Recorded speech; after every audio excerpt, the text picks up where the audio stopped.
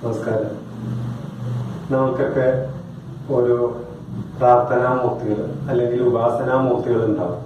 അത് ഓരോരുത്തർക്കും വ്യത്യസ്തമായിരിക്കും. ചിലർ പറയും ഞാൻ കൃഷ്ണനാണ് എൻ്റെ ഉപാസനാമൂർത്തി, അല്ലെങ്കിൽ വിഷ്ണുവാണ്, ശിവനാണ്, ദേവിയാണ്, അങ്ങനെ വ്യത്യാസം ഉണ്ടാവും. ചൈതന്യമെല്ലാം ഒന്ന് തന്നെയാണ്. പല പേരിൽ പല ഇതിൽ വിളിക്കുന്നുണ്ടെങ്കിലും ചൈതന്യമെല്ലാം ഒന്ന് തന്നെയാണ്. പക്ഷെ വ്യത്യാസം വരുന്നത് എവിടെയാണെന്ന് വെച്ചാൽ ഇവരുടെ കർമ്മങ്ങളിൽ വ്യത്യാസമുണ്ട്. ദേവന്മാർക്ക് പോലും നമ്മൾ പുരാണങ്ങൾ ശ്രദ്ധിച്ചറിയാം, ദേവന്മാരുടെ തന്നെ കർമ്മങ്ങളിൽ വ്യത്യാസമുണ്ട് ഓരോ മൂർത്തിയുടെ. അപ്പൊ നമുക്ക് ഒരു വിഘ്നങ്ങൾ വരുമ്പോൾ പോലും നമ്മൾ ഗണപതിയുടെ അടുത്താണ് പോകുന്നത്. അപ്പൊ ഇവർക്ക് ചെയ്യേണ്ട കർമ്മങ്ങളിൽ വ്യത്യാസമുള്ളതുകൊണ്ട് അതിന്റെ ജ്യോതിഷം വെച്ച് പറയുമ്പോൾ ആ കർമ്മങ്ങളിലെ വ്യത്യാസം വെച്ചിട്ട് നമ്മൾ പ്രാർത്ഥിക്കേണ്ട ഓരോ ദേവൻ ഉണ്ട്. അപ്പോ ജാതകവശാൽ ജ്യോതിഷവശാൽ പറയുന്നത് എങ്ങനെയാ വെച്ചാൽ ജാതകത്തില് ഗ്രഹനിലയില് പരിശോധിച്ചു കഴിഞ്ഞാൽ അതിനകത്ത് ലായൻ എഴുതിയിട്ടുണ്ടാവും, ലഗ്നം.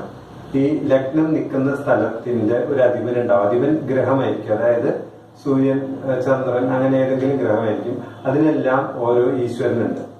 അപ്പോ അതായത് ലഗ്നാധിപൻ എന്ന് പറയുക ഗ്രഹത്തിന്. ലഗ്നാധിപന്റെ ഈശ്വരൻ ആരാണോ ആ ഈശ്വരനെ നമ്മൾ പ്രാർത്ഥിക്കുന്നത് നമ്മളുടെ ജീവിതത്തിൽ വളരെയധികം ഗുണം ചെയ്യും.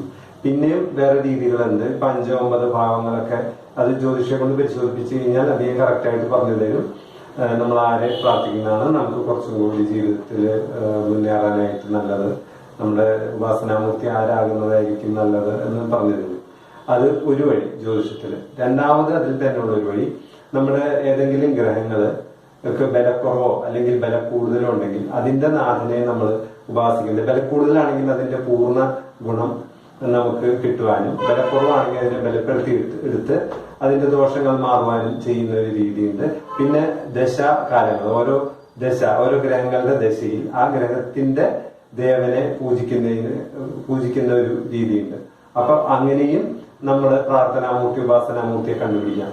പിന്നെ ഇതാണ് ജ്യോതിഷം വഴി കണ്ടുപിടിക്കുന്നത്. ഇതല്ലാതെ നമ്മുടെ ജീവിത വഴിയിൽ, നമ്മൾ ജീവിച്ചു പോകുന്ന വഴിയിൽ നമുക്ക് ചിലപ്പോൾ ചില ക്ഷേത്രങ്ങളിൽ നിന്നോ അല്ലെങ്കിൽ ഏതെങ്കിലും ഇൻസിഡന്റുകളിൽ നിന്നോ അല്ലെങ്കിൽ ഏതെങ്കിലും ഗുരുമുഖത്ത് നിന്നോ ചില ഉപദേശങ്ങളും അല്ലെങ്കിൽ ഇന്ന ദേവനെ പ്രാർത്ഥിക്കുക എന്നുള്ള ഒരു ഉപദേശവും അല്ലെങ്കിൽ ഒരു മൂലമന്ത്രം നമുക്ക് ഉപദേശിച്ചൊരു ഗുരു തരിക, അല്ലെങ്കിൽ ചില ക്ഷേത്രത്തിൽ നിന്നോ ചില അനുഭവങ്ങളിൽ നിന്നോ നമുക്ക് ഇന്ന ദേവനോട് നമ്മൾ കൂടുതൽ അടുക്കുക, അല്ലെങ്കിൽ അങ്ങനെ ചില അനുഭവങ്ങൾ ഉണ്ടാവും. എനിക്ക് വ്യക്തിപരമായിട്ട് പറഞ്ഞാൽ കൊല്ലൂര് മൂകാംബിക ക്ഷേത്രത്തിൽ എനിക്ക് കുറച്ച് അങ്ങനത്തെ ദൈവിക അനുഭവങ്ങൾ ഉണ്ടായി.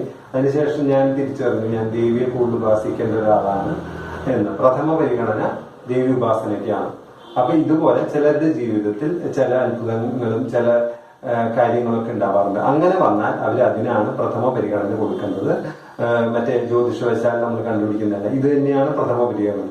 ബാക്കിയെല്ലാം സെക്കൻഡറി ആയിട്ട് കൊണ്ടുപോകണം. പിന്നെ നമ്മൾ ആരെ തന്നെ പ്രാർത്ഥിച്ചാലും, ഇത് ഏത് തന്നെ രീതി നമ്മൾ മുന്നോട്ട് കൊണ്ടുപോയാലും നമ്മളുടെ പരദേവത, അതായത് മൂല കുടുംബക്ഷേത്രം എന്നൊക്കെ പറഞ്ഞിട്ട് എല്ലാവർക്കും ഉണ്ടാവും. അച്ഛൻ്റെ അമ്മയുടെയും വീട്ടിലെ പരദേവത അത് ആരാണ് എന്ന് നമുക്ക് ചിലർക്ക് അറിയാത്തവരുണ്ട്, അത് കണ്ടുപിടിക്കണം. അതല്ലെങ്കിൽ ആ പരദേവതയെ നമ്മൾ നിത്യേന പ്രാർത്ഥിക്കേണ്ടത് അത്യാവശ്യമാണ്. ആരെ തന്നെ നമ്മൾ ഉപാസിച്ചാലും പരദേവത പ്രീതിയും പരദേവത പ്രാർത്ഥനയും കൊണ്ട് നമുക്ക് പൂർണ്ണ വിജയത്തിലോട്ട് അല്ലെങ്കിൽ നമ്മുടെ കാര്യത്തിലേക്ക് എത്താനായിട്ട് സാധിക്കുള്ളൂ. അപ്പോൾ ആരെ നമ്മൾ ഉപാസനാമൂർത്തിയാക്കിയാലും പരദേവതാ സങ്കല്പത്തെ കൂടി നമ്മൾ നിത്യേന പ്രാർത്ഥിക്കേണ്ടതുണ്ട്. നമസ്കാരം.